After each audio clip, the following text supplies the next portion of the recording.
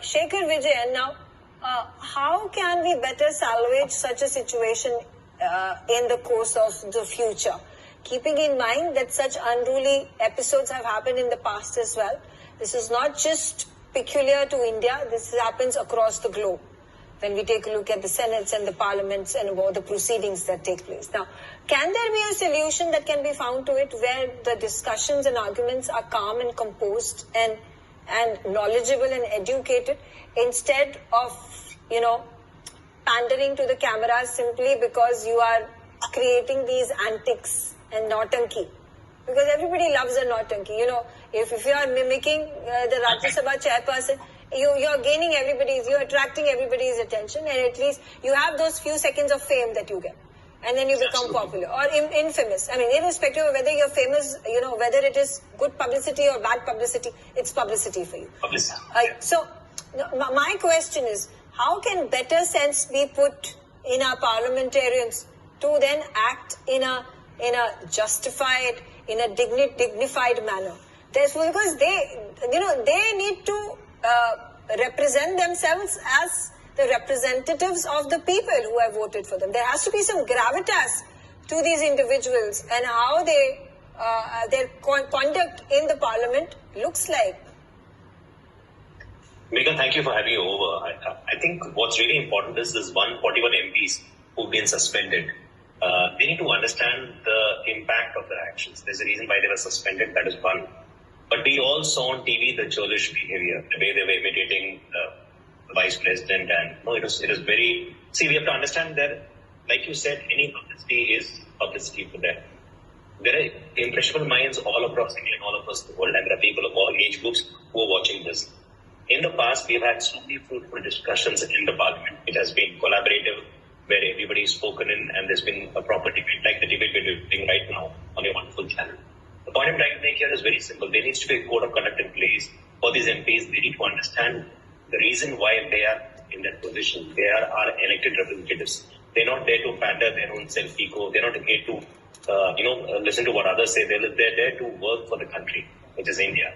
Now, what we have seen is the reason why they've been suspended is because of sloganeering, because of rushing to the well. They knew all these things. They did it purposely because they wanted to be in the news.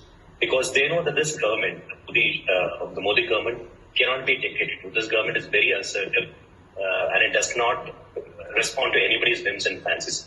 What we also realize is the attack in the parliament is not something which can be just wished away in that manner. There needs to be a proper discussion, and then the Prime Minister needs to come and speak about it. But for the discussion to happen, there needs to be a reasonable debate in the parliament, in the Lok Sabha and Rajya Sabha, which is not happening at all because the opposition is trying all kinds of ways and means to stall the proceedings. They have to understand once again that they are the elected representatives of India. They have a role to play for the constituencies. They are visiting their constituencies, and that cannot be just put to the carpet.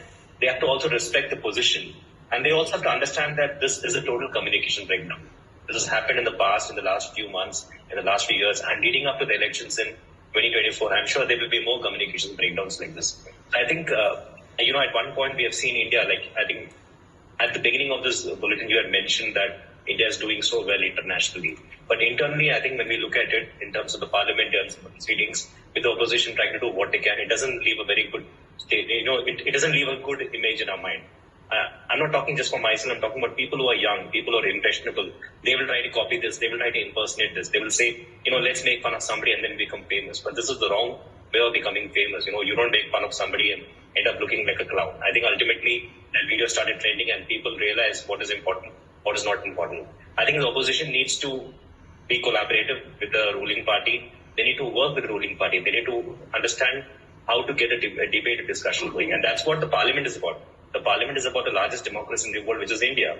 And we've had these discussions in the past. We've had more serious, more sensitive issues being discussed. So I don't see a reason why it cannot happen again. Okay. It should happen again. And there needs to be, a collaborative mindset from both sides. Okay. I think that's the only way going forward. In terms of a code of conduct also being made. Also, it also perhaps is based on how relevant the opposition members of the parliament are, because right now BJP enjoys majority both in the Lok Sabha and the Rajya Sabha. When we talk about bills to be passed, there is no major role that can be played by the opposition members of the parliament, no matter what they feel about it. Therefore, perhaps yet another reason for them to create ruckus and through these antics either be thrown out of the parliament or not allow for proceedings to carry on. Absolutely. I think they're committing harikiri like this. And at the end of the day, in the eyes of the consumer, in the eyes of the voter, they're just making a complete fool of themselves. What they can really do is work with the government, be collaborative, and understand the role of what an opposition has to play. I think that's what the parliament is about. That's what a democracy is about. If they end up doing, making videos, making a fool of themselves, storming out and, not just following the rules of the parliament, I think they will cease to exist. I think the numbers reveal the real truth. And I think this is just a harbinger of what the 2024 election is going to be like. Ambassador Mukherjee.